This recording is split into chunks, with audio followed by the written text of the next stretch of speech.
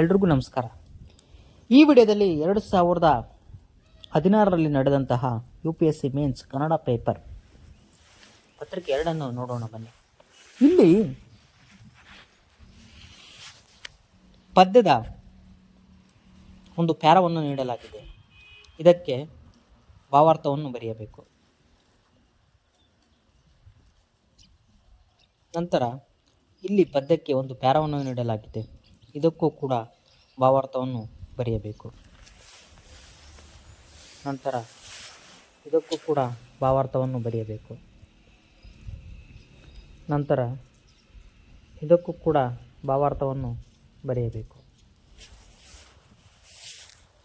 ಮುಂದುವರೆದು ಪ್ರಶ್ನೆಯನ್ನು ನೋಡುವುದಾದರೆ, ವಿಕ್ರಮಾರ್ಜುನ ವಿಜಯಂ ಕ್ಷೇತ್ರ ಜೀವನಕ್ಕೆ ಹಿಡಿದ ಕೈಗನ್ನಡಿ ಈ ಹೇಳಿಕೆಯನ್ನು ಸಮರ್ಥಿಸಿ. ಒಡ್ಡರಾಧನೆಯು ಜೈನ ತತ್ವಗಳ ಒಂದು ಕೋಶವಾಗಿದೆ. ನಿಮಗಿಟ್ಟಿರುವ ಪಾಠ್ಯದ ಹಿನ್ನೆಲೆಯಲ್ಲಿ ಸ್ಪಷ್ಟಪಡಿಸಿ. ನಡುಗನ್ನಡ ಸಾಹಿತ್ಯದ ವೈಚಾರಿಕ ಆಕೃತಿಗಳಾದ ವಚನಗಳು ಮಾನವೀಯತೆಯತ್ತ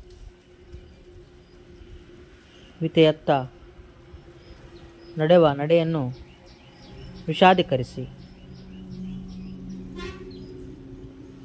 ಮುಂದುವರೆದು ನೋಡುವುದಾದರೆ, ಜನಸಮ್ಮುಖ ಸಾಹಿತ್ಯದ ಲಕ್ಷಣಗಳನ್ನು ಕನಕದಾಸರ ಕೀರ್ತನೆಗಳ ಹಿನ್ನೆಲೆಯಲ್ಲಿ ಪರಾಮರ್ಶಿಸಿ.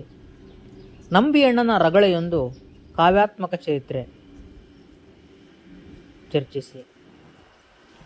ವ್ಯಾಸ ಭಾರತದ ಕರ್ಣನಿಗಿಂತಲೂ ಕುಮಾರವ್ಯಾಸ ಭಾರತದ ಕರ್ಣನು ಉದತ್ತನು ವಿಶ್ಲೇಷಿಸಿ. ನಂತರ ಕನ್ನಡ ಸಾಹಿತ್ಯ ಪರಂಪರೆಯಲ್ಲಿ ಭರತೇಶ ವೈಭವ ಕಾವ್ಯಕ್ಕೆ ಇರುವ ವೈಶಿಷ್ಟ್ಯತೆಯನ್ನು ವಿವರಿಸಿ. ಜೀವ ದೇಹದ ನಡುವಿನ ಸಂಬಂಧ ವಚನಗಳಲ್ಲಿ ನಿರ್ವಹಣೆಗೊಂಡಿರುವ ಬಗೆಯನ್ನು ಸೋದರವಾಗಿ ವಿವರಿಸಿ. ಶೂದ್ರ ತಪಸ್ವಿ ನಾಟಕದಲ್ಲಿ ಚಿತ್ರಿತವಾಗಿರುವ ಸಾಮಾಜಿಕ ಸಮಸ್ಯೆಯ ಸಮಕಾಲೀನತೆಯನ್ನು ಚರ್ಚಿಸಿ.